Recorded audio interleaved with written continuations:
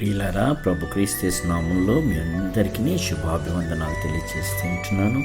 నేటి ధ్యాన అంశము మాదిరికరమైన జీవితం. పరిశుద్ధుడైన పౌలు తిమోతికి రాసిన మొదటి పత్రిక 4వ అధ్యాయం 12వ వచనం. నీ మాటలోనూ ప్రవర్తనలోనూ ప్రేమలోనూ విశ్వాసంలోనూ పవిత్రతలోనూ విశ్వాసులకు మాదిరిగా ఉండుము. నా ప్రియమైన వాళ్ళారా, ఒక వ్యక్తి దేశ సంరక్షణ కొరకై సైన్యంలో చేరుటకై సైన్యాధికారుల ద్వారా తర్ఫీదు పొందుకొని సేనతో కలిసి యుద్ధభూమికి వెళ్ళినప్పుడు, యుద్ధము చేయి పరిస్థితులు వచ్చినప్పుడు శత్రువును ఎలా ఎదుర్కోవాలో, గెలుపు కొరకు ఎలా పోరాడాలో ట్రైనింగ్లో ఎన్ని నేర్పించినా అసలైన యుద్ధము జరుగుతున్నప్పుడు ఎదురయ్యే పరిస్థితుల్లో మాత్రం తుది నిర్ణయము నీదే. ఆ నిర్ణయమే దేశ రక్షణకు, శత్రువు ఓటమికి కారణమవ్వాలి. ఇక్కడ ఒక యవ్వనస్తుడైన తిమోతికి పౌలు గారు ఆ విషయంలోనే చాలా స్పష్టంగా బోధిస్తూ ఉన్నాడు. క్రీస్తును అంగీకరించి, యేసును సొంత రక్షకుడిగా అంగీకరించి ఆ మార్గంలో వెళ్తున్నప్పుడు అనేక లోక సంబంధమైన విషయాలు ఎదుర్కొనవలసి వస్తుంది. చాలా సందర్భములలో మన వివేచనను కోల్పోకుండా సహనముతోనూ ఓర్పుతోనూ ముందుకు వెళ్ళాల్సిన పరిస్థితులను చూస్తాం. ఆవేశాన్ని కలిగించే పరిస్థితులు ఎదురైనప్పుడు కోపాన్ని అదుపులో ఉంచుకొని క్రీస్తు ప్రేమను కనపరిచే స్థితిని కలిగి ఉండాలి. కానీ విచిత్రం ఏమిటంటే ఇక్కడే విశ్వాసులంగా మనము ఓడిపోతూ ఉంటున్నాం. అవిశ్వాసుల ఎదుట మనము అపహాస్యానికి గురవుతూ క్రీస్తు నామమునకు అవమానం తెచ్చే వారంగా మిగిలిపోతూ ఉంటున్నాం.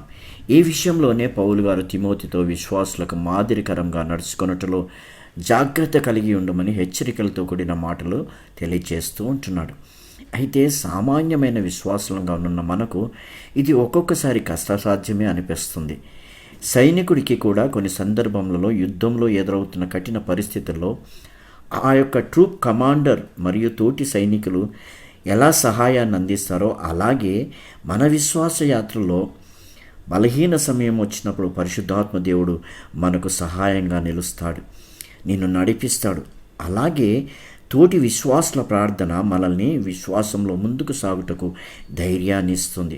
నా ప్రియ సహోదరి సహోదరులారా, నీ యవ్వనమును బట్టి ఎవ్వరూ నిన్ను తృణీకరించకుండా ఉండాలంటే నీ మాట, నీ ప్రవర్తన, ప్రేమను పంచే విషయంలోనూ, విశ్వాసములోనూ, మరి ముఖ్యంగా ప్రవర్తనలోనూ విశ్వాసులకు మాదిరిగా ఉండాలంటే నీ ప్రార్థనా జీవితము, విశ్వాసులతో నీ సహవాసము ఎల్లప్పుడూ కలిగి ఉండాలని కోరుతూ ఉంటున్నాను.